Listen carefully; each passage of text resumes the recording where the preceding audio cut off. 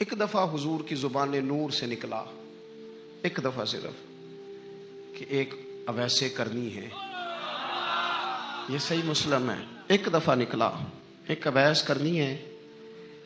कर्ण की शाख है मुराद, उस शाख से ताल्लुक रखते हैं। बाप का नाम आमिर है, उवैस बिन आमिर कहलाते हैं। बरस के निशान थे। ये देखो, ये सारी निशानियां हुजूर ने बताई।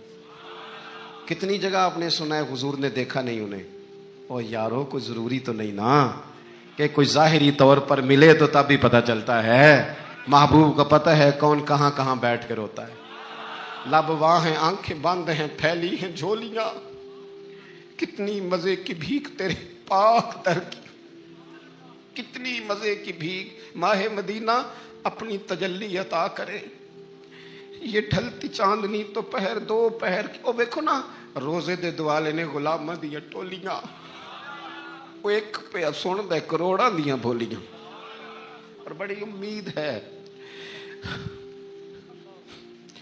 बड़ी उम्मीद है सरकार कदमों में बुलाएंगे। करम की जब नजर होगी मदीने, हम भी जाएंगे।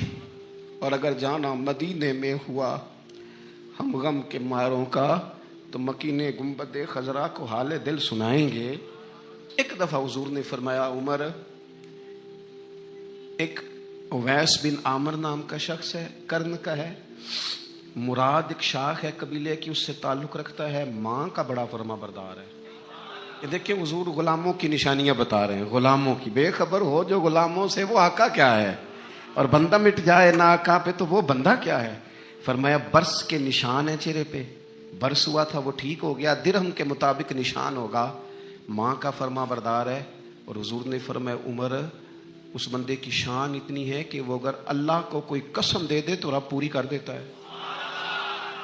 फरमाया, अगर उमर तेरी मुलाकात हो गई ना, तो उससे अपने लिए दुआ करा लेना। बस तय कर लिया हजरत उमर ने। जो बंदा भी यमन से आए, उमर पूछे, उवैस को जानते हो, उवैस को जानते हो। जो भी मिले ना, हजरत उमर पूछे, अवैस को जानते हो। एक वक्त वो आ गया कि हजरत अवैस खुद ही आ गए। हजरत उमर की मुलाकात हो गई। अब जरा देखना, निशानियां बता रहे। कहने लगे, आपका नाम उवैस बिन आमिर है, मुराद की शाख से हैं, ये चेहरे पर निशान है, माँ के फरमा बरदार हैं। कहाँ? कहने लगे, उठाओ फिर हाथ, मेरे लिए दुआ करो। हजरत उवैस बिन आमिर, अवैसे करनी रदी अल्लाह ताला अन्हु, कहने लगे, उमर, मैं आपके लिए दुआ करूं। फरमाया, करो ना, इसलिए कि मदीने वाले हबीब ने कहा था दुआ कराना। हुजूर ने, करो ना दुआ, हमने तो तय कर लिया। एक नक्शा महबूब ने बताया था एक दफा कि वहां से आएगा। एक दफा वो नक्शा बताया था कि वो कर्ण का, यमन का, एक दफा का था वो आएगा। बस फिर मेरी उम्र मदीने दे टिबियां दी तस्वीर बनाते ही गुजर गई। सारी जिंदगी पूछा, अवैस तो नहीं नाम। फिर वो मिल गए तो कहा दुआ करो। दुआ कराई। फिर हजरत फारूक आजम रदी अल्लाह तआला अन्हु हजरत अवैस करनी से कहने लगे, आप कहाँ जाने का इरादा रखते हैं। ये सारा कुछ सही हदीस में मौजूद है। तो हजरत अवैस करनी कहने लगे, मैं कूफे जाने का इरादा रखता हूँ। कहा, मैं कूफे के गवर्नर के नाम खत लिख दूं कि अवैस आ रहा है। तो हजरत वैसे करनी कहने लगे, ना ना ना ना ना, हमें प्रोटोकॉल नहीं चाहिए। मैं ना सादा रहना पसंद करता हूँ। असी किसी दे कुछ नहीं लगते, ना कोई साडा दर्दी, बस कोने में पीछे। हम कोई स्टेज के शौकीन लोग हैं, हम कोई नारों के शौकीन लोग हैं, हम कोई तस्वीरों के शौकीन, हम तो पीछे बैठना बस, किसी को नजर आए ना आए। उमर ने तो खुद बता दिया ना कि मदीने वाले की नजर में हैं आप नजर में हैं। मुख्तसर सी मेरी कहानी है, ये जो भी है उनकी मेहरबानी है। जब उनकी नजर में है तो फिर कैमरे की नजर में आए चाहे। हजरत अवैस कहने लगे, जरूरत कोई नहीं, मैं पीछे रहना पसंद करता हूं। तो हजरत उमर ने कूफे भेज दिया। एक बड़ा रईस आया हजरत उमर से मिलने कूफे का। तो जनाब उमर फरमाने लगे, अवैस करनी को जानते हो।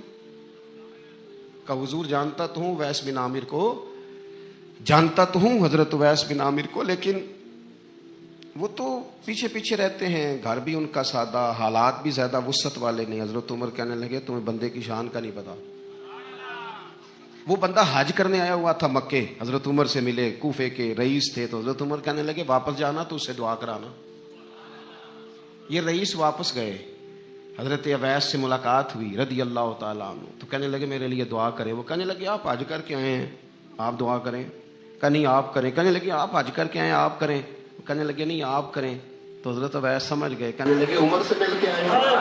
نبی رحمت صلی اللہ تعالی علیہ وسلم نے مولا علی شیر خدا اور حضرت عمر فاروق، بندے بھی حضور نے وہ چنے جو سرخیل ہیں دونوں، مولا علی فاروق اعظم امیر المومنین، دونوں کو بلایا اور بلا کے فرمایا یہ میرا جبہ لے جاؤ اور میرے بعد، میرے وصال کے بعد وہاں جانا کرن میں تمہیں اویس ملے گا، اسے میرا جبہ دینا.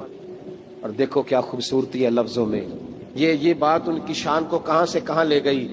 محبوب فرمانے لگے اسے کہنا میری امت کی بخشش کی دعا کرے، اسے کہنا میری امت کی بخشش کی.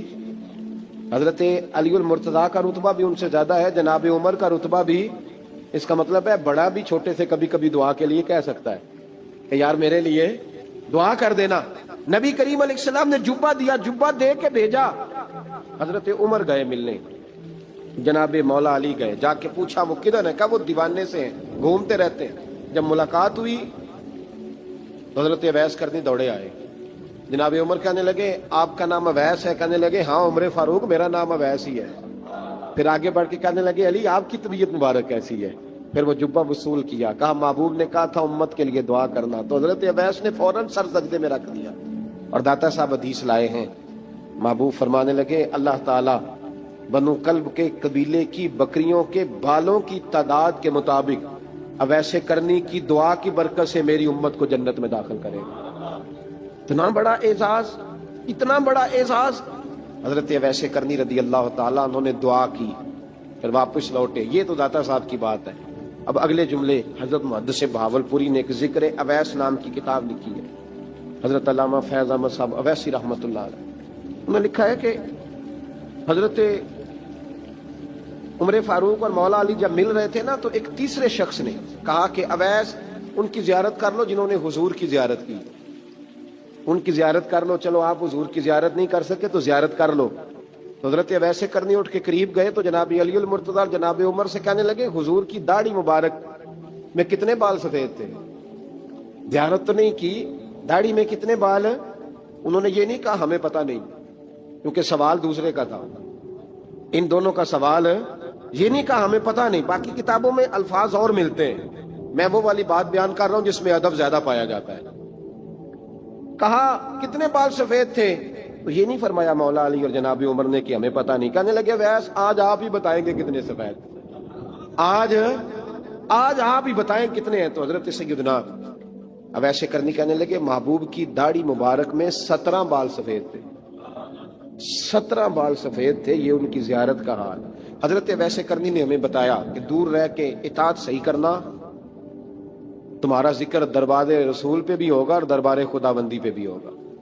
تو خواجہ اویس کرنی رضی اللہ تعالیٰ عنہ بظاہر حضور تک پہنچے نہیں، لیکن ان گلیوں میں رہے جو گلیاں میرے مصطفیٰ تک جاتی تھی، ان رستوں میں رہے. حضرت اویس کرنی رضی اللہ تعالیٰ عنہ مسلمان ہوئے، بڑا دل چاہتا تھا حضور سے ملنے کو. آئے بھی 2 دفعہ، آپ نے باتیں سنی ہوئی. اماں بوڑھی تھیں، ایک ادھر دیکھو میری طرف، اماں بوڑھی ہو اور ماں حکم دے دے کہ نبی پاک کے پاس نہیں جانا، ذرا سننا.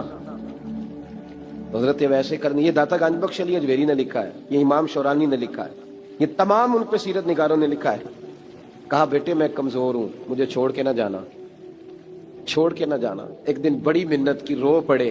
اماں نے کہا بیٹا جانا، لیکن اگر حضور گھر نہ ہوئے تو تلاش نہ کرنا، میں فالج زدہ عورت ہوں، اٹھ کے چل نہیں سکتی. او بھائی، حضرت اویس کہتے میں نے دروازے پہ دستک دی. یہ امام شورانی کے جملے.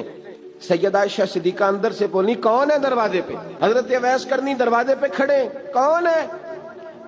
بڑی عاجزی، بڑی درویشی. کہنے لگے اماں جی ایک فقیر ہوں، یمن کا رہنے والا ہوں، ایک فقیر ہوں، ایک درویش ہوں، یمن سے آیا ہوں، محبوب سے ملنا ہے. وہ تو گھر میں حجرے میں تشریف فرما نہیں ہے، باہر دیکھ لو، مسجد میں یا کسی جگہ تلاش کر لو.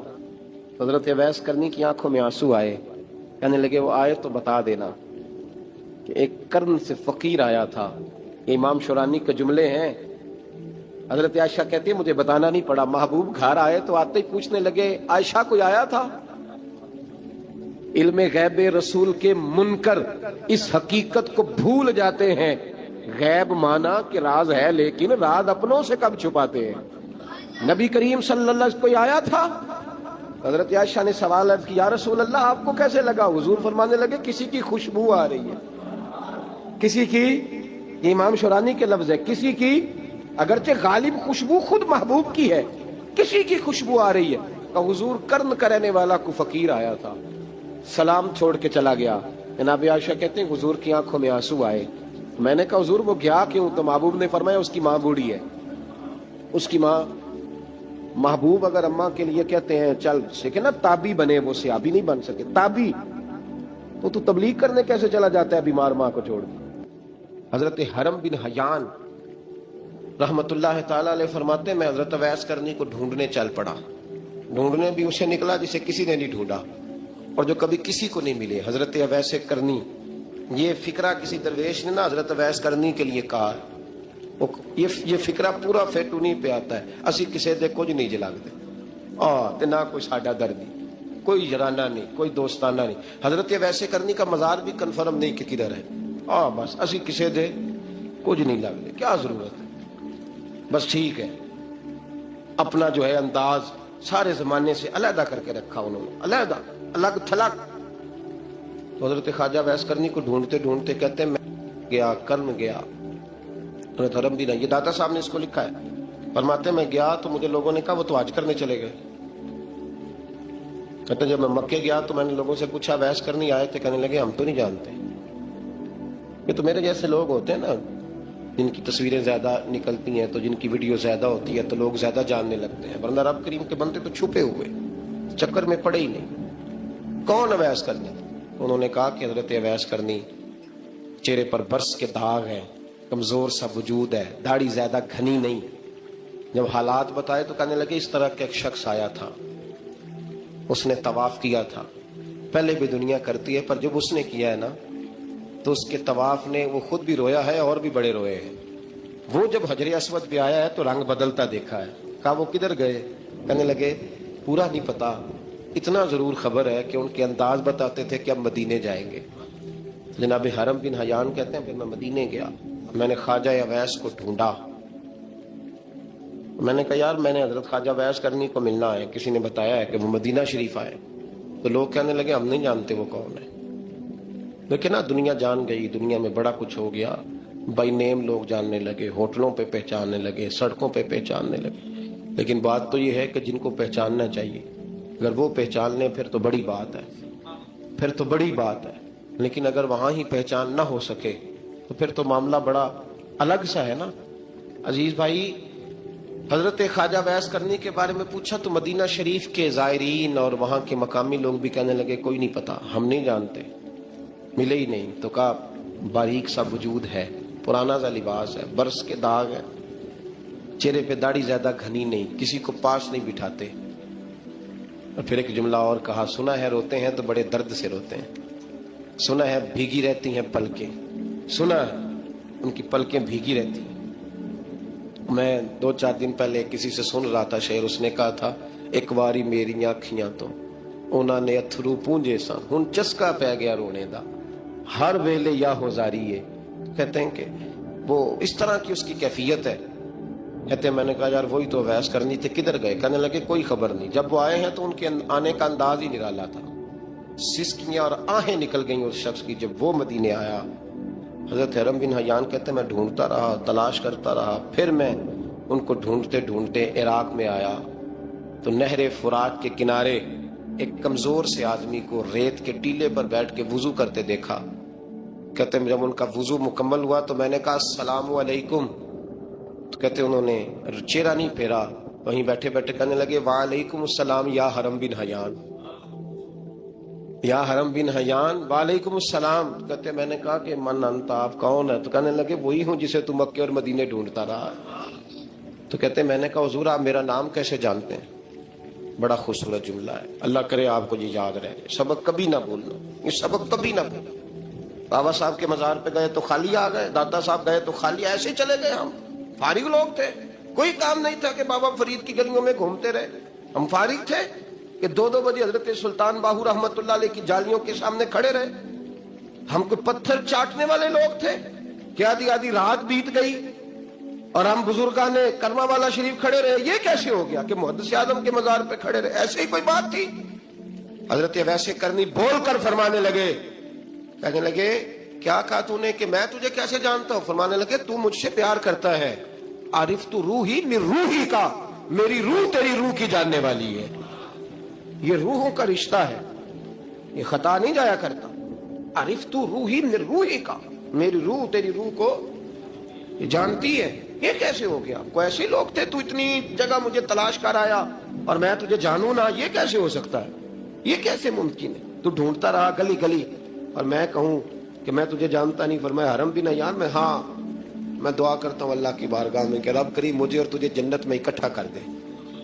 کہتے ہیں جب انہوں نے یہ دعا کی تو وہ چل پڑے. میں نے کہا حضور کہاں جا رہے ہیں؟ فرمانے لگے میرا پیچھا نہ کرنا, میں کسی اور منزل کا مسافر ہوں, اور جس رستے میں چل رہا ہوں نا ان منزلوں پہ ساتھ نہیں کسی کو لیا جاتا. یہ میری اپنی ذاتی منزل ہے, اس میں پاؤں پہ چھالے ذرا سخت ہوتے ہیں. ہر آدمی کا کام نہیں یہاں چلنا, تو مجھے تنہا رہنے دے اور مجھے اپنی مرضی سے چلنے دے.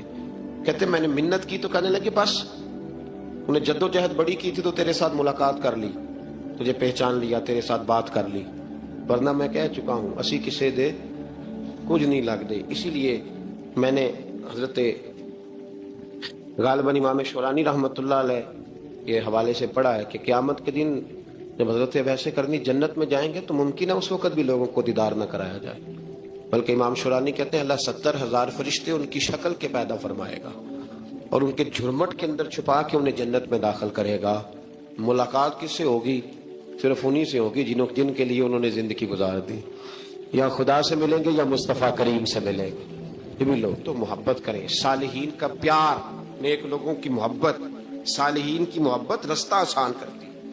کوئی شک نہیں کہ زمانے میں سارے لوگ اچھے نہیں ہوتے, برے لوگ بھی آئے ہیں مارکیٹ میں, ہوتے ہیں, لیکن 2 4 5 10 بروں کو لے کر کے اچھوں کی محبت چھوڑ دیں گے, نیک لوگوں کا ذکر چھوڑ دیں گے, ان کا پیار چھوڑ دیں گے, ان کا تذکرہ پڑھنا چھوڑ دیں گے, ان کے پاس بیٹھنا چھوڑ دیں گے. ایک بات ازرائے محبت ہے, کہہ دیتا ہوں کیونکہ سوالات ہوتے رہتے, کہہ دیتا ہوں. اعلیٰ حضرت کے ایک مرید تھے مولانا حشمت علی خان صاحب رحمۃ اللہ, بڑے تگڑے آدمی, جن لوگوں کی پوزیشن بڑی سخت فاضل لوگ ہوتے ہیں نا, اور حاضر جواب 1 منٹ سے پہلے. پاک پتن شریف گئے تو باب جنت سے گزر کے آئے. باب جنت سے کسی ہمارے عالم نے نہیں لکھا کہ جب وہاں سے گزر گیا آپ توبہ نہ کرے اور کوئی اچھا عمل نہ کرے تو جنت میں جائے گا. بس یہ کہا کہ ایک دروازہ ہے جہاں خواجہ نظام نے حضور علیہ السلام کو کھڑے دیکھا, گزر جائے کوئی تو الحمدللہ اس کے لیے ایک برکت ہے. لیکن کسی شخص نے یہ نہیں کہا کہ اب وہاں سے نکل کے آ جائے اور معاذ اللہ جھوٹ بولے, جو مرضی کرے اور کہے میں جنتی ہو گیا. یہ معنی کسی بندے نے بھی بیان نہیں کیا. ہاں وہاں سے گزر کے آئے, سچی توبہ کرے, بعد میں اپنے اعمال پہ محنت کرے, اللہ اسے برکت عطا کرے گا. فرماتے میں پاک پتن شریف سے ہو کے آیا, رش بڑا تھا, اس کے ایام تھے, تو باب جنت سے گزر کے آیا تو میں بس کی چھت پہ بیٹھ گیا. کچھ اور لوگ بھی تھے, تو ان میں سے کچھ ایسے صاحبان بھی تھے جن کو بیماری ہوتی ہے چھیڑ کے رکھنے کی, کوئی نہ کوئی بات کیے رہتے ہیں, یہ ہو گیا تو وہ ہو گیا. کہتے ہیں انہوں نے بات چھیڑ دی, مولانا کہاں سے آ رہے ہیں؟ تو میں نے کہا پاک پتن شریف. تو کہنے لگے کہ آپ وہ بہشتی دروازہ جس کو کہتے ہیں باب جنت, وہاں سے بھی گزرے ہیں؟ کہنے لگے الحمدللہ, لائن تو بڑی لمبی تھی پر موقع مل ہی گیا ہے, گزر گیا ہوں وہاں سے. تو کہتے ہیں مجھے سونگنے لگے. کہنے لگے پھر تو آپ جنتی ہو گئے ہوں گے, پر آپ کے پاس سے جنت کی خوشبو نہیں آ رہی. تنزیہ, انہوں نے کہا تنزیہ. تو کہتے ہیں انہوں نے طنز کیا تو مجھے بھی حق حاصل تھا, جواب دار جواب کی تو اجازت ہونی چاہیے نا. میں نے کہا مولانا کیوں, آپ کیوں سونگ رہے ہیں؟ کہنے لگے میں نے حدیث پاک میں پڑھا ہے کہ جنتی 500 سال بھی دور ہوگا تو اس کے پاس سے خوشبو آئے گی, یعنی 500 سال لگیں گے ابھی اس تک, تو پھر بھی جنت کی خوشبو آئے گی, تو آپ سے تو کوئی نہیں آ رہی.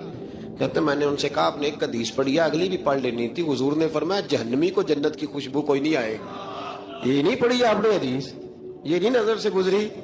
تو کہتے ہیں وہ مولانا مجھ سے معذرت کرنے لگے, کہنے لگے یار آپ تو ناراض ہی ہو گئے. تو میں نے کہا بھی آپ نے کیوں چھیڑی بات؟